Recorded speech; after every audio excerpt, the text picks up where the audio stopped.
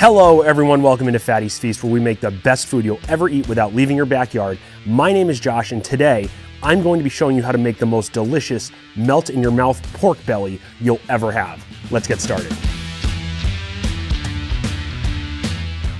Okay, so I mentioned a few videos back that I've done this video before. However, my camera was not recording correctly. I had blurry vision, all sorts of things went wrong, so I couldn't release it.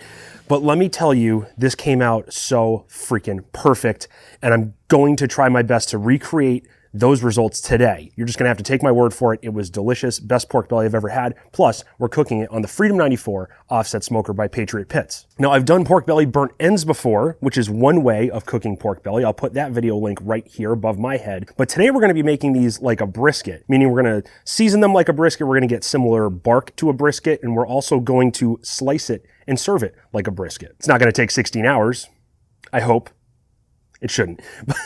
We're gonna get brisket like pork belly, if that makes sense. So in front of me here, I have 1/2 of a pork belly from Costco. Look at the fat on this thing. It is beautiful. The other half I stuck in my freezer. I'm gonna use that for crispy, fat pork belly. I can't remember the term, but Hoodoo Brown here in Connecticut, a very popular barbecue place down in Danbury, makes that. It's a whole different process than what we're doing today, and I'll put that video link here when I do it. So like I said, we're cooking this like a brisket, and looking at this, I think I want to cut right here. So we're gonna make 2 separate cuts. Now you could just throw this on like so, but I find with pork belly, the smaller cuts you have, the better off you are. So let's go right about here. We're gonna make these as equal as possible. Perfect. Now, look at the fat on here. I mean, we got a pretty good amount of fat on this one. This one's a little bit more even, but it doesn't have, well, it has fat, but it's just not as much fat. Right here on this one, we got a pretty big fat layer right here. Yes. So let's flip these over, underside first.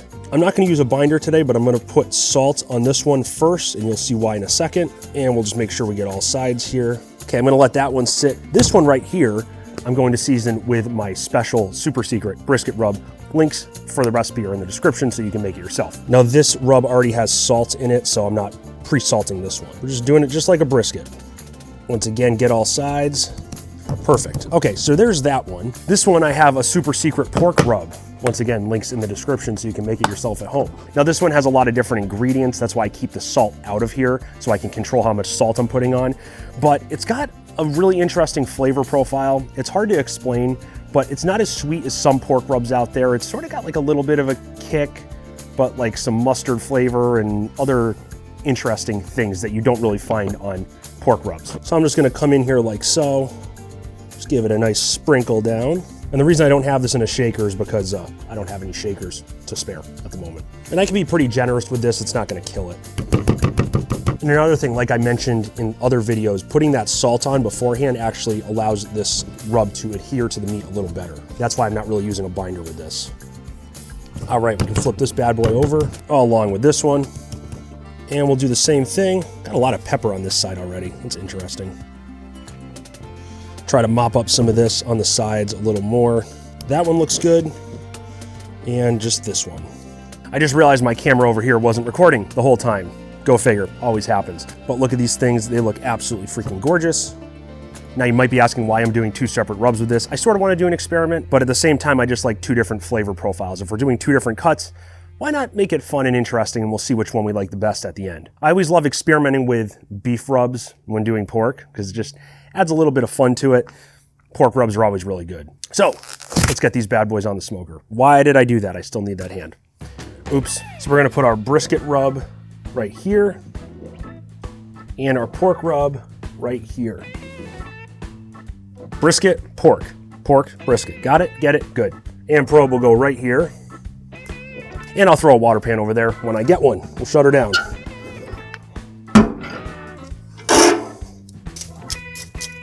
Got a great coal bed formed here. Gonna use some smaller splits to start off because, as always, we wanna keep our temperatures low. So we're gonna add some smoke flavor to these guys first, and we're gonna keep these around 225. Burn a little bit of a dirtier fire for the first hour or 2. So this should serve us good for right now. We'll come back in about 2 hours and we'll see how we're doing.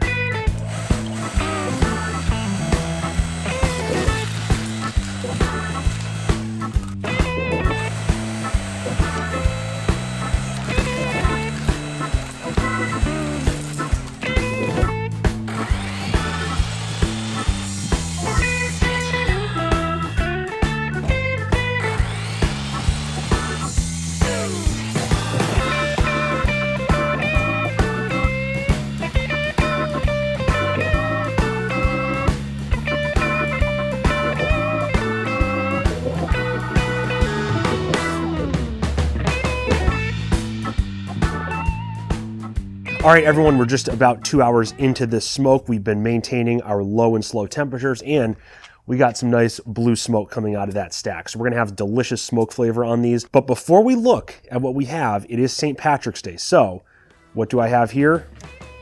A nice Guinness. Now this is how you pour a Guinness. Straight up, right into the glass. And look at that beautiful waterfall effect. I love me some Guinness so much. But now let's take a look at our pork belly. Once again, right here is the brisket rub, and then we have our pork rub, both looking freaking beautiful. Looks like we got some nice smoke flavor here. Fat's starting to render. It's nice and not crispy, but it's getting there on top. This guy back here feels just about the same. Got some fat render on the sides, looking nice. And we got a little bit of pooling up top. That's okay. Let's look at the underneath. Looking pretty damn good so far, not bad. And then on this one, looking good also. So let's shut this down.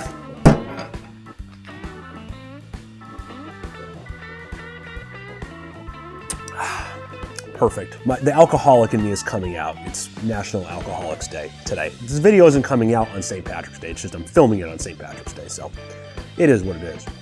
Anyway, let's look at our fire. So I've been using these small splits here just to keep our temps low and slow. Now I've been running a little bit lower, more so around the 225 mark than that was weird, the 250 mark, even a little lower than 225 at some points. But since we've gone 2 hours very low, we're gonna bump these up to about 250 to 275. We're really gonna start working on getting a good bark and rendering that fat. This should bump our temps up pretty quickly. These are two pretty good splits. All right, that looks good. All right, now these should take about 3 more hours, give or take. The most important thing we're gonna be looking at to see when these are done is if they give like butter. I should be able to stick my thermopen in there with 0 resistance. We're not really looking at the internal temperature. Now, typically, just like with a brisket, you're gonna be shooting for around 203, 205, but sometimes you need to cook these a little longer. They could be 209 and just not really give. The reason that's so important is because pork belly is just fat for the most part. Like it's literally just fat. It's like bacon, for example. Actually, that's what bacon's made out of. So you ever have bacon that's undercooked and chewy and disgusting? That's what this is gonna be like if we don't cook it to the point where it gives like butter. And I know a lot of people that aren't fans of pork belly because they've had that pork belly that's just gristly and tastes like just gross fat. But by the end of this, when these are done, they should taste absolutely amazing and just melt in your mouth. And you shouldn't even know that it's just fat. It's just delicious. And another thing, we're not spraying these because they're mostly fat. Why would we need to spray them? We want to get a good bark. We want that fat to render correctly. And if we spray them, it's not going to help us at all. So I'm going to let these go for another 2 hours or so, 250 to 275, and we'll check back then to see how we're doing. Until then, I'm just going to enjoy Guinness. Or 5. All right, everyone, we've reached the 4 hour in total mark. I will admit, for a bit, I did walk away from my smoker and forgot to take my ThermoWorks monitoring thing with me. So the temperatures dropped pretty low, like 220 again. Shouldn't make a huge difference other than that small 20-minute period we've been working with 275, maybe a little higher. Let's see what we have.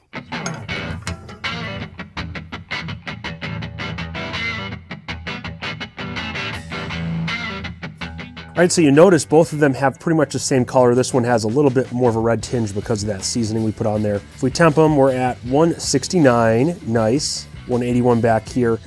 This one still feels pretty thick, if you will. I don't know another word. This one's way more tender, I think. Not way more, but pretty tender. So this one's about 176-ish. It's cooking a little bit faster, even back here 185. Now this part in this one's thicker. This has more pork on it. So this one obviously is gonna take a little bit more time. I'm just gonna tip these a bit to get those juices off so we can maintain a clean bark. Let me just burn my hand real quick and show you that. Nice and oozing. I love that. And then the underside, looking hot. And let's shut her down.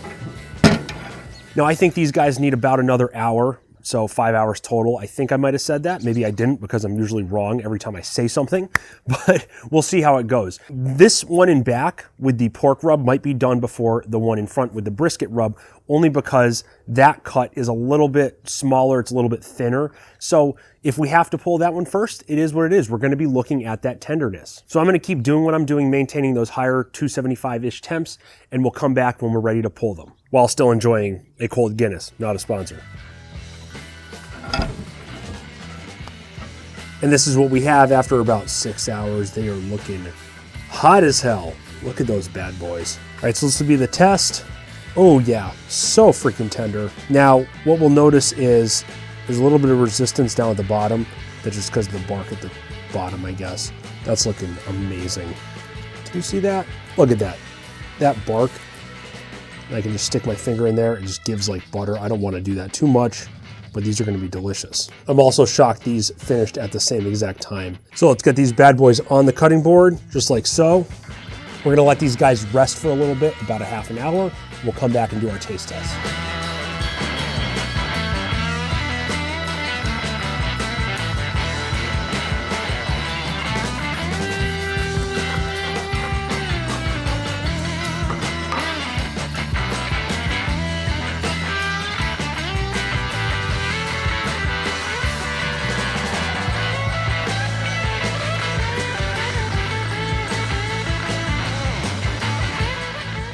All right, so it turns out my luck with cameras today isn't on my side because I just filmed my taste test and it did not record.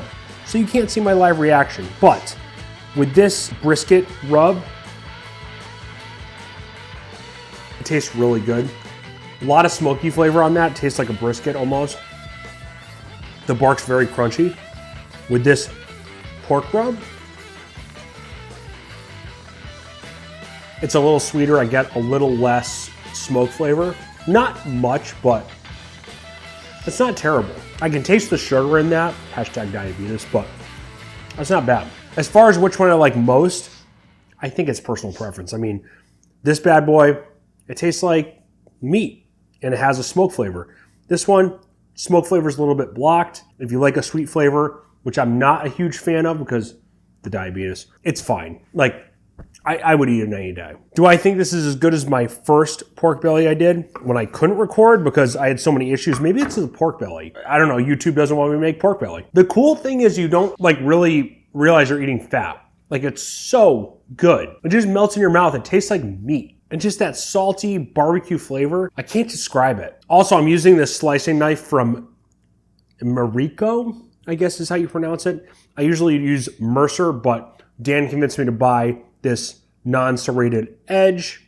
It works out very well. I love it because we're not pulling the bark away from the meat. So that being said, make this pork belly on your own. You will not be disappointed, trust me. Smash that like button if you found value in what you saw today, and also leave a comment on things you want to see me make on the smoker or on the black smoke griddle. It doesn't matter, I'll make anything. Over here, I'm gonna put a video specifically designed for you. You're gonna love it. And then over here, I'm gonna put my smoker pork playlist, Hours of Entertainment, just for you. You'll learn a lot. Right in the middle, if you love this average bald face so much, subscribe. And until next time, everyone, stay safe, stay happy, stay healthy, and stay hungry.